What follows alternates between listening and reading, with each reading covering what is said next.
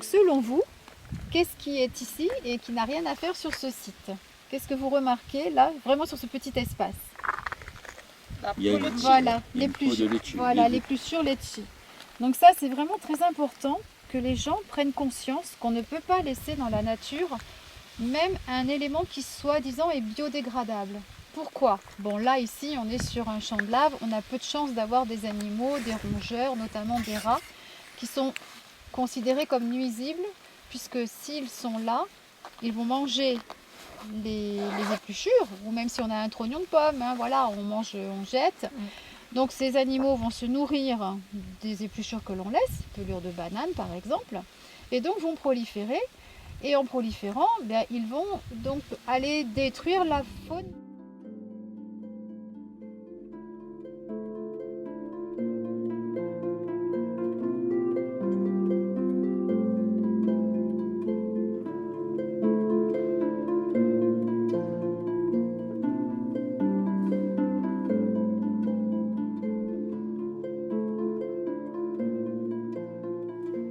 De par mon métier de guide accompagnatrice touristique, j'ai une mission, voire un devoir, d'informer les gens sur la façon de préserver l'environnement.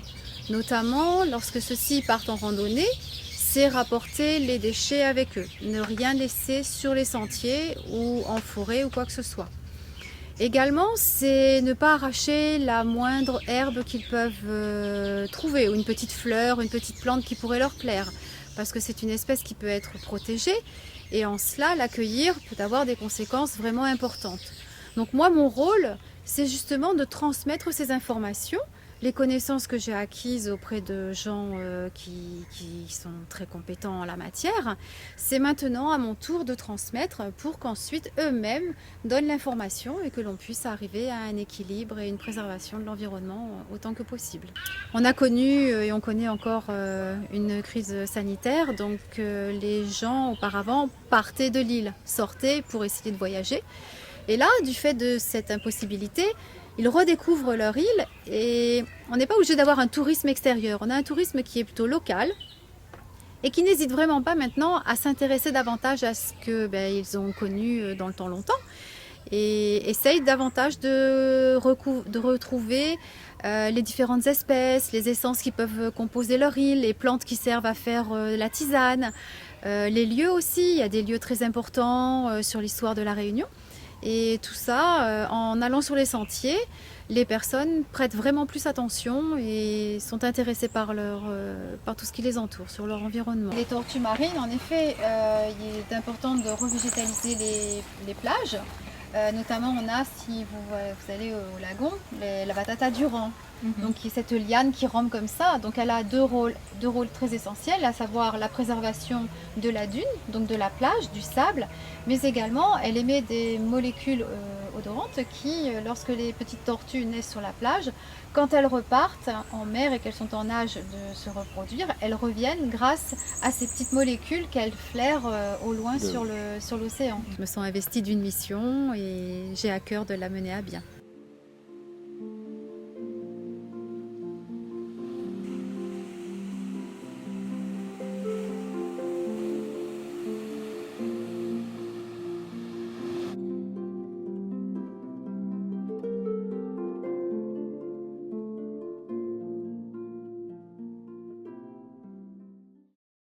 Je m'appelle Nathalie Gontard, je suis chercheuse à l'INRAE, à Montpellier. INRAE qui signifie Institut National de la Recherche pour l'Agriculture, l'Alimentation et l'Environnement. Et je travaille sur la lutte contre la pollution plastique depuis, je dirais, une bonne trentaine d'années. Je travaille sur le recyclage, je travaille sur la réduction de la consommation, c'est-à-dire l'emballage juste nécessaire pour conserver l'aliment, et je travaille aussi sur le développement de nouveaux matériaux d'emballage qui ressemblent à du plastique, mais qui ne sont pas du plastique.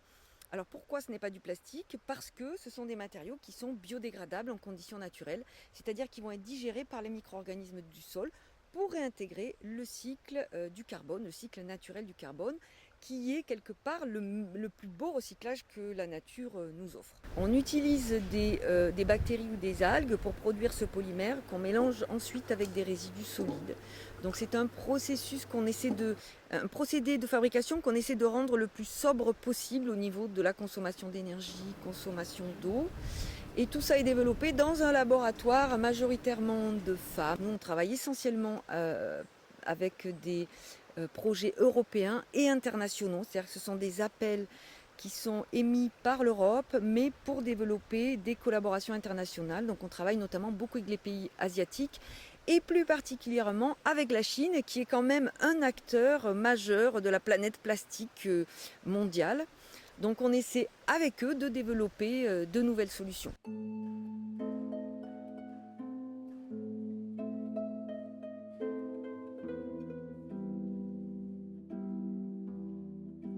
J'ai choisi de travailler volontairement sur le développement de matériaux d'emballage biodégradables.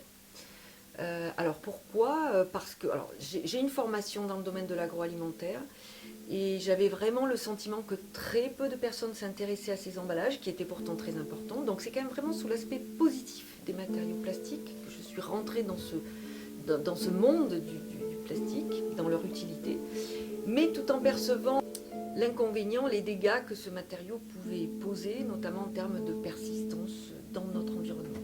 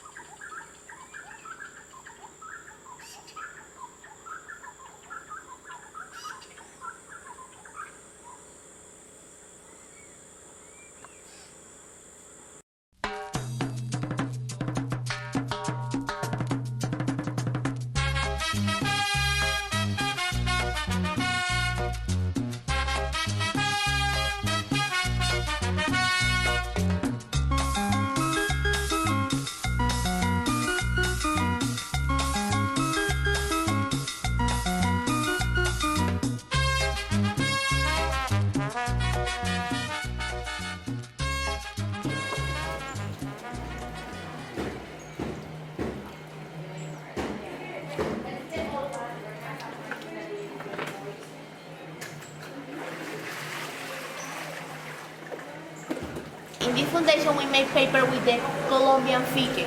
You can see we don't need to kill the plant to make the paper. We need to take the plant maybe 4 or 5 years ago to the plant grow and take the leaf. This leaf gonna put in a machine. This machine separates the fiber and the color.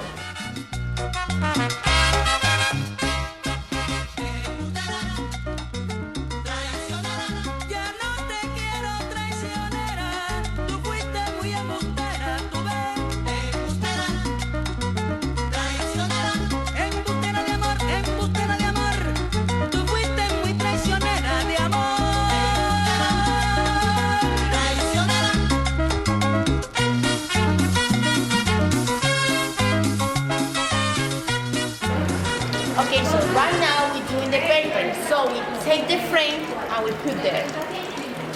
So take the frame. You can see this is water with the fiber. Add the frame. And this is one paper. We take it off. This is one paper. We need to put this on a canvas. There. Pressure. And this is one paper, you can see. The normal paper may cut the tree and it's deforestation. But here we take different plants, we take the leaf and we don't need to kill the plants. Our cows is ecology.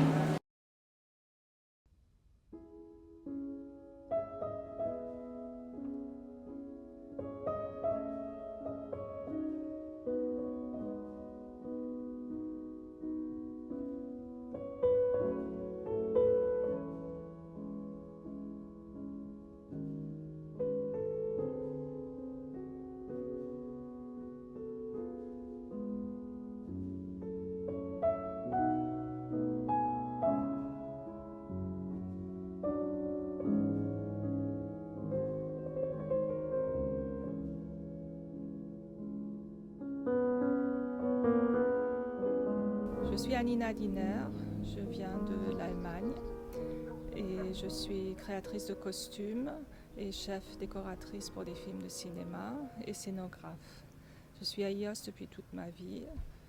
Ça veut dire que je suis venue avec mes parents, j'ai mes racines ici et je suis de plus en plus de temps de ma vie ici sur cette île. Quand mes parents ont décidé à la fin des années 50 d'acheter un terrain, c'était un terrain sans eau, sans électricité, sans route. Donc il fallait tout amener à la main ou avec des ânes ou en bateau. Mais ça veut dire aussi que la première chose qui a été construite, c'était une citerne. Donc j'ai appris à l'âge déjà de 3 ans à quel point l'eau est précieuse, mais aussi à quel point l'eau est magique, parce qu'on arrose la terre et tout pousse. Même s'il y a énormément de vent, même s'il y a le sel de la mer dans l'atmosphère, dès qu'on arrose, ça pousse.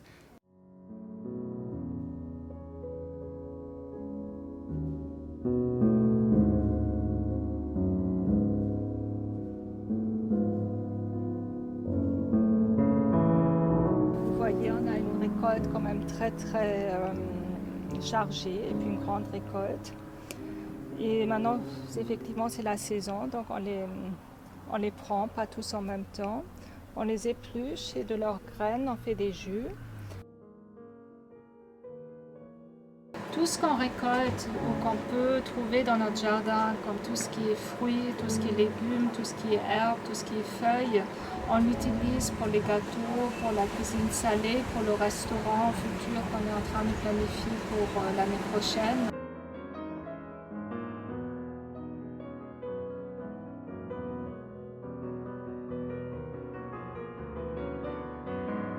Cette année, pour le Ios Summer Festival, on a fait une trash fashion show. Ça veut dire qu'on a eu 8 semaines d'ateliers de couture avec 15 élèves de l'école.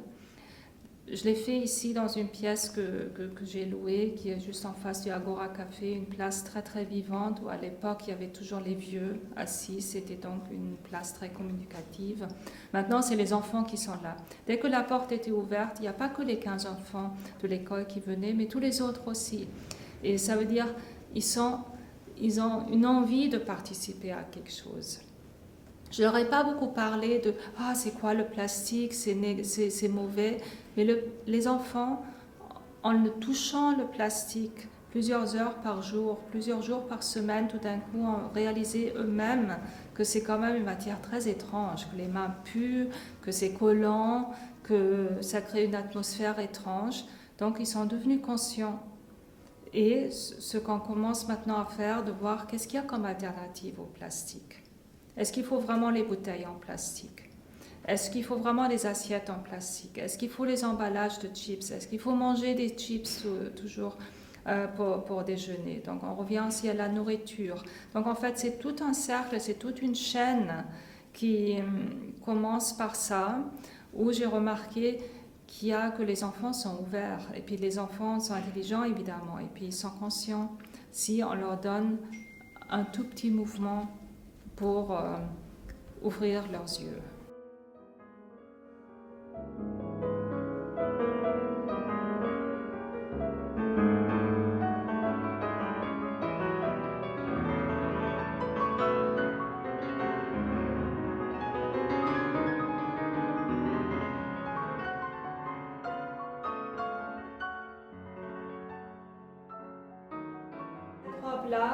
La base, c'est un sac de poubelle. Et à nouveau, on a pris comme matière l'intérieur des bidons de 10 litres de vin ou d'eau, où un adolescent a dessiné des poissons, des méduses, des êtres qui vivent dans la mer. Et des fois, les a un peu dessinés dessus, puis découpés, puis on les a appliqués sur ce sac. Ici, les enfants ont toujours ramené les capsules de leur bouteille d'eau. Donc, ça m'a donné l'idée de créer aussi une robe un peu style années 20 et qui fait elle-même une petite musique.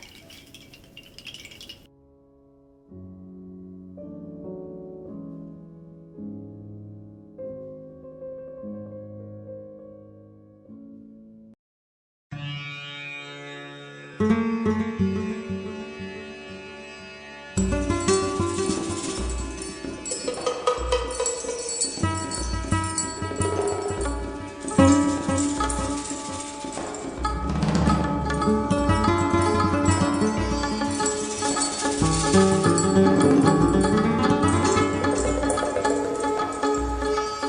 ดีค่ะ ชื่อปวินาคำทรัพย์ค่ะ เป็นอาสาสมัครแทสฮีโร่เกาะช้าง อยู่เกาะช้างมาเป็นเวลา 18 ปีแล้วค่ะ เป็นคนไทยค่ะ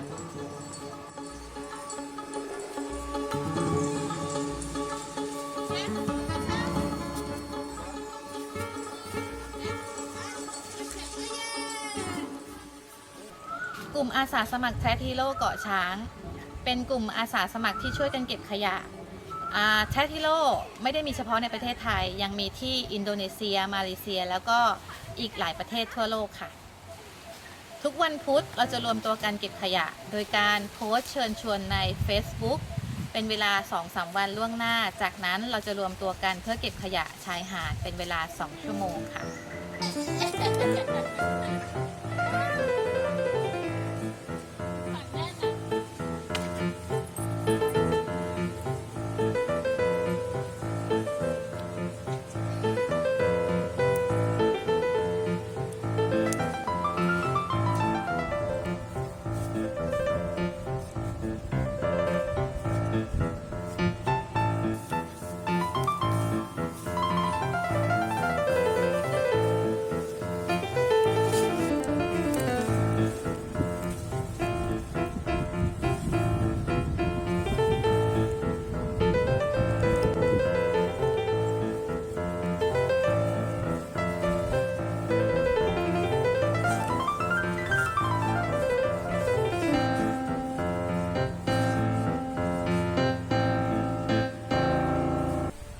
ลูกสาวแล้วก็พ่อของฉันก็เป็นอาสาสมัครแทสฮีโร่เช่นกัน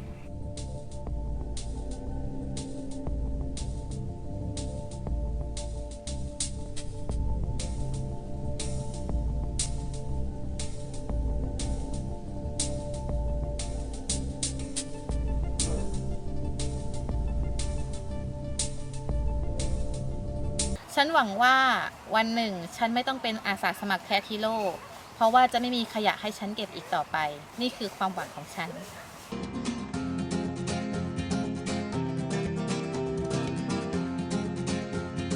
Americanas que van como pilares, luego lo vas por aquí.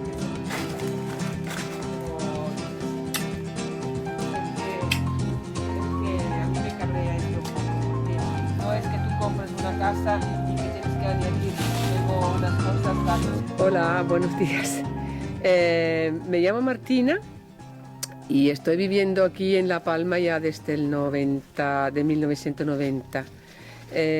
Yo nací en Suiza, me fui de Suiza en el año 87 a Fuerteventura y 90 a La Palma. No me ha gustado nunca trabajar con pesticidas y con herbicidas y el típico labor tradicional en plátano. Entonces, poco a poco, bueno, que empecé a pensar cómo podría cambiar esto y me salió un curso de agricultura ecológica en Platanera con el técnico que todavía me atiende, que es Ildefonso Acosta, y hice ese curso y luego pues cambié radical el manejo de trabajar plátanos.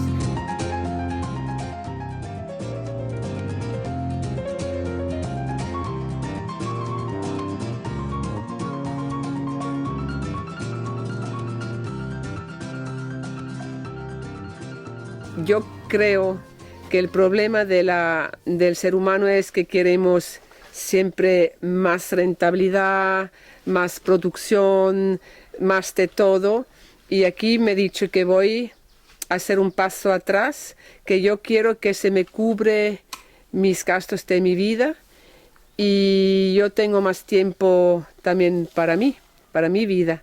Entonces, que estamos como en simbiosis un poco con el terreno este, que yo vivo y dejo vivir. El 19 de septiembre del 2021 entró en erupción el volcán sin nombre en La Palma. la idea era, ¿qué hago ahora? Y me ocurrió de que voy a hacer un plan B, que esta finca, si sobrevive del volcán, yo aquí voy a quedarme con esta zona que se ve aquí, que va a ser agroecológica, lo voy a quitar la banana y voy a plantar frutales, se queda algún plátano para consumo para mis clientes y voy a hacer con amigos míos una ecoaldea que más todavía expresa que yo creo que tenemos que hacer para este planeta. Queremos vivir juntos, cada uno tendrá su casa pequeña, reducida, eso es obligatorio, tiene que ser reducido.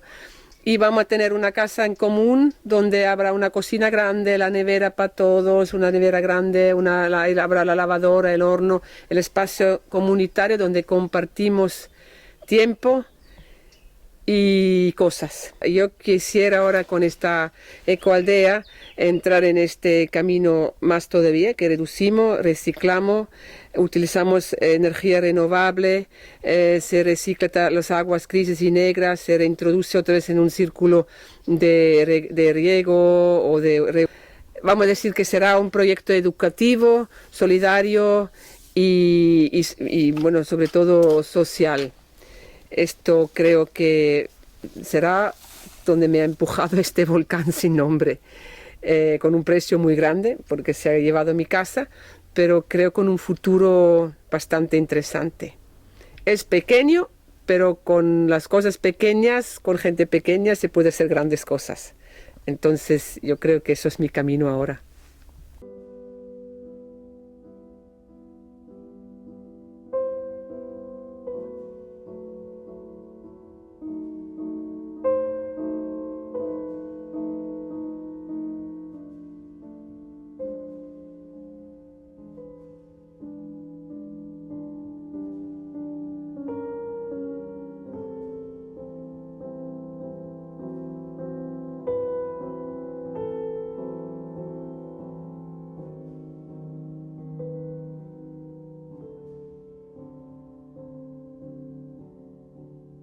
I'm Daniela and my brand is named Patience. I make handmade sustainable clothing.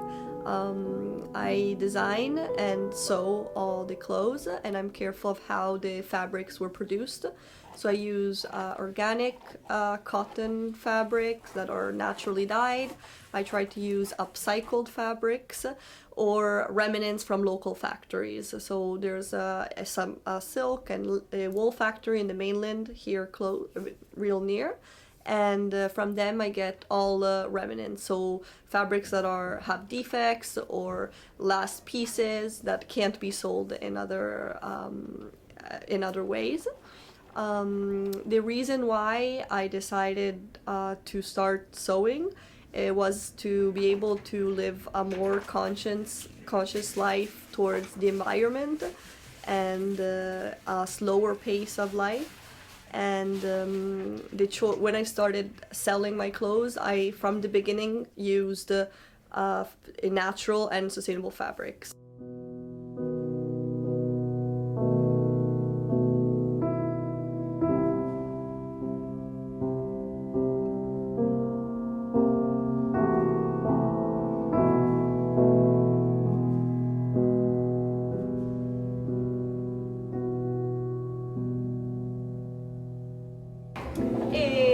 Oggi faremo questo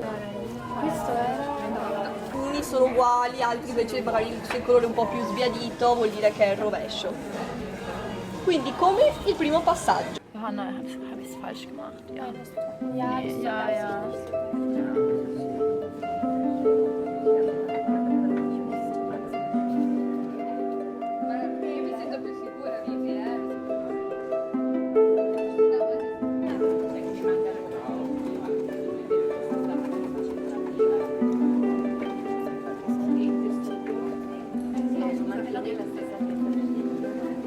What do you do with this young woman? We're doing a workshop to make handmade pads for women that during their cycle that can use during their cycle. we're using all recycled fabrics, and they are learning how to sew for the first time.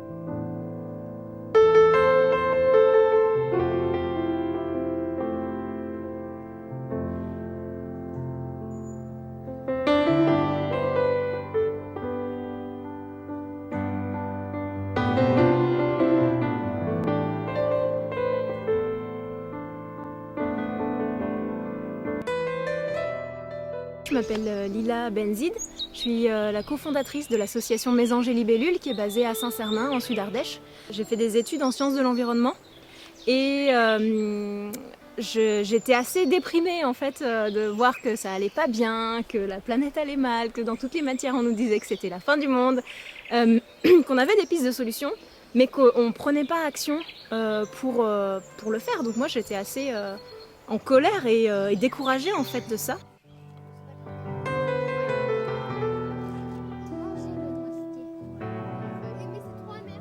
Ah oui, je pense que c'est quand les feuilles sont très fines, tout c'est et encore petites. On fait de la pâte à modeler avec la boue et de la terre, on fait pas avec des produits chimiques. Et on va essayer d'aller susciter la curiosité, en fait, l'envie d'apprendre, l'envie d'aller creuser tout ça. Et puis quand on va tomber sur un déchet, les enfants presque d'eux-mêmes vont en parler, dire « Ah mais c'est pas terrible, c'est pas beau notre chemin, on y passe tout le temps, c'est notre chemin, on a envie d'en prendre soin ». Donc en fait, naturellement, ils vont avoir cette démarche d'aller ramasser les déchets. Donc on a toujours un sac avec nous pour faire du ramassage. Puis si c'est coupant, ils savent, ils nous appellent, on a des gants, donc on maîtrise ça.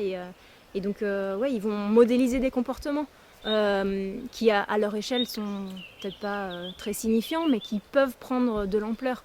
Comme on a parlé beaucoup quand on fait des récoltes pour les plantes, c'est parce qu'on utilise des plantes pour faire des décorations, pour faire de l'impression végétale. On va essayer de choisir des plantes où on sait qu'il y en a en abondance. Donc on leur dit qu'il faut qu'il y ait environ une trentaine d'individus pour qu'une population végétale se reproduise. Donc on va vraiment leur dire, on essaye de voir s'il y en a une trentaine. S'il y en a une trentaine, on peut en prendre un, pas de problème. S'il y en a 60, on peut en prendre deux. Et puis s'il y en a vraiment plein, on peut en prendre quelques-uns. Et donc ils ont cette notion un peu de respect du vivant et de dire « Ah bah oui, il faut qu'on en laisse pour que ça se reproduise ». Alors si vous êtes bien attentif, vous verrez des couleurs. Oui, c'est du bleu, un petit peu de jaune des fois.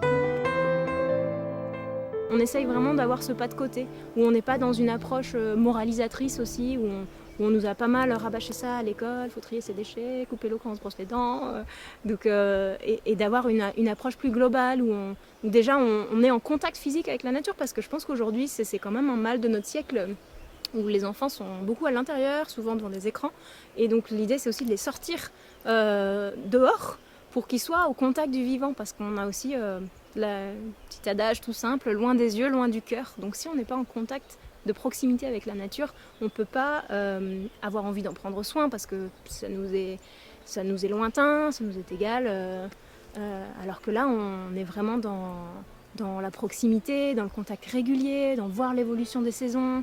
Quand il y a un arbre qui a une branche cassée, on va s'en inquiéter parce qu'il va avoir moins de force. Voilà, donc on est vraiment dans l'empathie aussi.